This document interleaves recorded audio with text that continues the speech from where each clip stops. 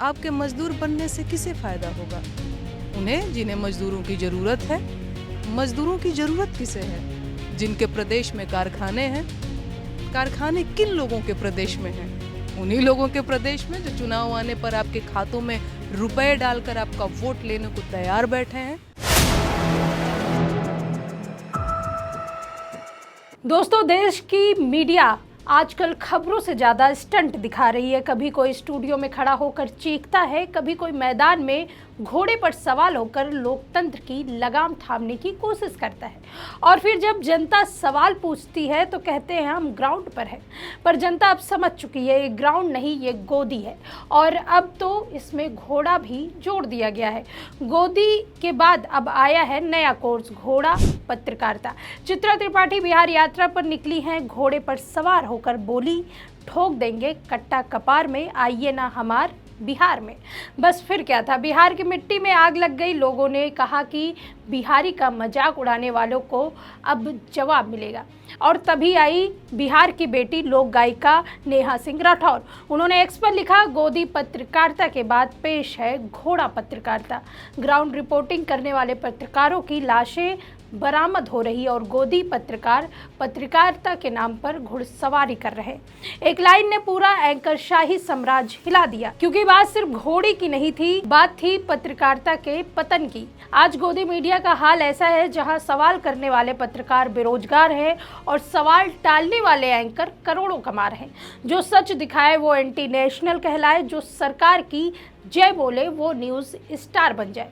Media अब सत्ता का आईना नहीं, मेकअप मिरर बन चुका है। हर रिपोर्ट में, हर डिबेट में एक ही साउंड ट्रैक चलता है, मोदी है तो मुमकिन है।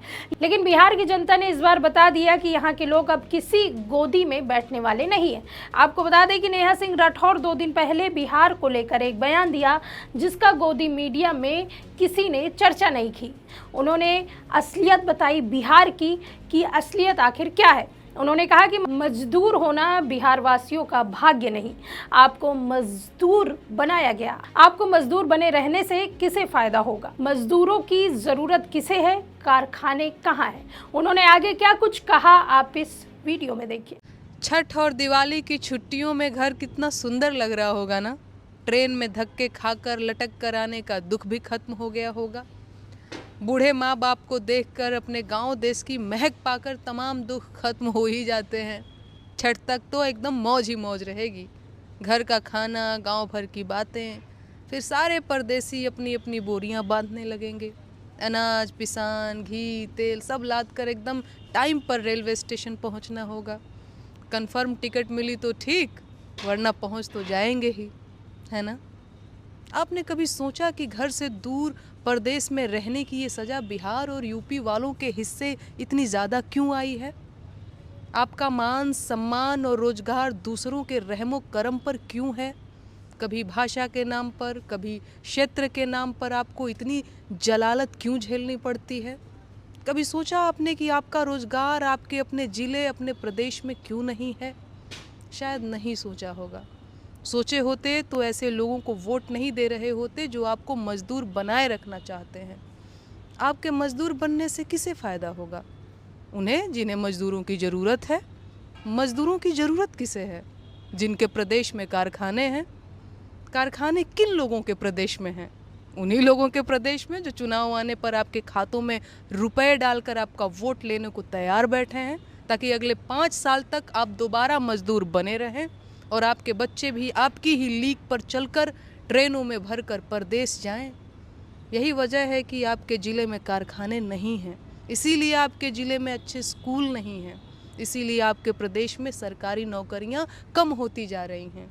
प्रतियोगी छात्रों को पीटा जा रहा है कि यहाँ क्या कर रहे हो, लदो ट्रेन में, जाओ परदेश और बन जाओ मजदूर, ताकि उनके प्रदेश की फैक्ट्रियों को ज़्यादा से ज़्यादा सस्ते मजदूर मिलते रहें। ध्यान से समझिए, मजदूर जितने ज़्यादा होंगे, मजदूरी उतनी कम होगी।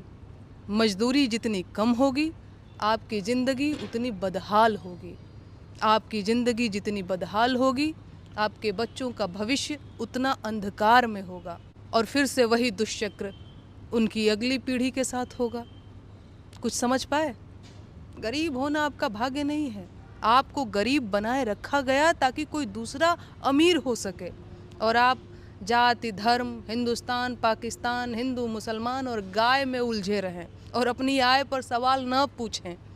बिहार की असली समस्या बेरोजगारी, अशिक्षा, गरीबी, भ्रष्टाचार और अपराध है, जो दरअसल भीतर ही भीतर एक दूसरे से जुड़े हुए हैं।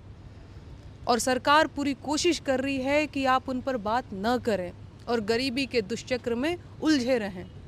ध्यान से समझ लीजिए, बिहार कोई कागज का बना नक्शा नहीं है, आप ही बिहार हैं। अगर आपको अपना भाग्य बदलना है तो सरकार बदल दीजिए, वरना जिस अंधेरे में आप भटकते रहे उसी में आपकी आने वाली नस्लें भी भटकेंगी और 5 किलो सरकारी राशन का मुंह देखेंगी। यह वही बिहार है जिसने जेपी आंदोलन दिया है और अब यही बिहार कह रहा है गोदी मीडिया गो बैक। अब जो पत्रकार बिहार पहुंचे उन्हें जनता ने पहचान लिया किसके हाथ में माइक है और किसके पीछे मास्टरमाइंड है। देश में जहां स्वतंत्र पत्रकार धमकियां में जी रहे हैं, वहीं गोदी एंकर घोड़े में बैठकर लोकतंत्र का तमाशा बना रहे हैं। सवाल ये नहीं कि चित्रा त्रिपाठी ने क्या कहा, सवाल ये है क्या अब पत्रकारिता संवेदनाओं की जगह स्क्रिप्टेड नाटकों में बदल गई है। नेहा सिंह राठौर ने जो कहा वो जनता की आवाज थी, क्योंकि आज जब ग्राउंड रिपोर्टर मर रहे हैं, उनकी लाशें मिल रही हैं, तब मेन स्ट्रीम एंकर घोड़े में बैठकर डेमोक्रेसी की राइड ले रहे हैं। ये फर्क है जिम्मेदार और जश्न में। गोदी मीडिया के लिए लोकतंत्र एक शो है, जनता के लिए ये सच्चाई की लड़ाई है। बिहार में चुनाव आने वाले हैं, मंच सजेगा, भाषण होंगे, नारे लगेंगे, पर असली सवाल ये रहेगा क्या मीडिया जनता से सवाल पूछेगी या सत्ता की स्क्रिप्ट पढ़ेगी।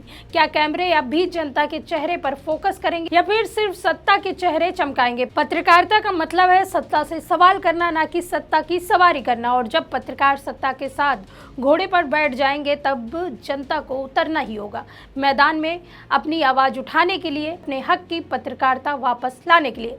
पर याद रखिए, बिहार की जनता अब किसी की गोदी में नहीं, सिर्फ सच की जमीन पर खड़ी है। फिलहाल इस खबर में आपकी क्या राय है, कमेंट करके अपनी राय जरूर बताइए। देखते रहिए 4 PM यूपी। मैं सुष्मिता, नमस्कार।